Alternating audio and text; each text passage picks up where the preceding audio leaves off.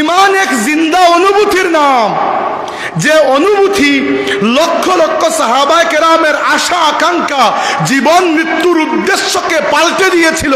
সেই অনুভূতির নাম হচ্ছে ইমান। ইমান হচ্ছে একটা অটুট বন্ধন, যে বন্ধন আজনাদাইনের যুদ্ধে সাহাবী 3 জন মুমূর্ষ অবস্থায় পড়ে আছেন, পানি পানি বলে চিৎকার করছেন। এক মহিলা নার্স পানি নিয়ে আসলেন, বা এক পুরুষ সাহাবী একজন পানি পান করবেন, এই সময় শুনলেন আরেক জায়গা থেকে পানির জন্য আওয়াজ আসছে। তিনি বললেন যে আমার ওই ভাইয়ের প্রয়োজন বেশি, তার কাছে পানি নিয়ে যাও। দ্বিতীয় জনের কাছে নিয়ে যাওয়ার পরে আওয়াজ আসলো পানি পানি। তিনি বললেন আমার ওই ভাইয়ের প্রয়োজন বেশি, তার কাছে নিয়ে যাও। নিয়ে যাওয়া হলো, গিয়ে দেখা গেল তৃতীয় জন মারা গেছেন, শাহাদত বরণ করেছেন। পেছনে ফিরে আসা হলো, দেখা গেল দ্বিতীয় জনও শহীদ হয়ে গেছেন। পেছনে ফিরে আসা হলো, দেখা গেল প্রথম জনও শহীদ হয়ে গেছেন। এবং আশ্চর্যের বিষয়, এই 3 জনের মধ্যে একজন আবু জাহেলের আপন ভাই, আর একজন আবু জাহেলের ছেলে ইকরিমা রাদিয়াল্লাহু আনহু।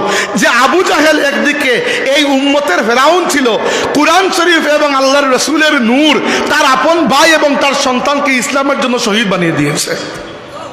ইমান সেই অনুভূতি, ইমান সেই অটুট বন্ধন, ইমান সেই অপরাজেয় শক্তি, যে শক্তি বিলাল রাদিয়াল্লাহু আনহু, খাব্বাব ইবনে আরাত রাদিয়াল্লাহু আনহু প্রমুখ সাহাবীদের উপর মুশরিকদের অবর্ণনীয় নির্যাতনকেও হালকা করে দিয়েছিল। ইমান হচ্ছে সেই বেপানাহি, সেই লিল্লাহিয়ত। লক্ষ কোটি সাহাবা, লক্ষ লক্ষ সাহাবা নিজের ঘর পরিবার ত্যাগ করে আল্লাহর দ্বীনের পতাকা নিয়ে দুনিয়ার চতুর্দিকে বেরিয়ে পড়েছেন, এবং প্রত্যেকটি জায়গায় যেখানে গিয়েছেন সেখানে ইসলামের বিজয় নিশান উড়িয়েছেন।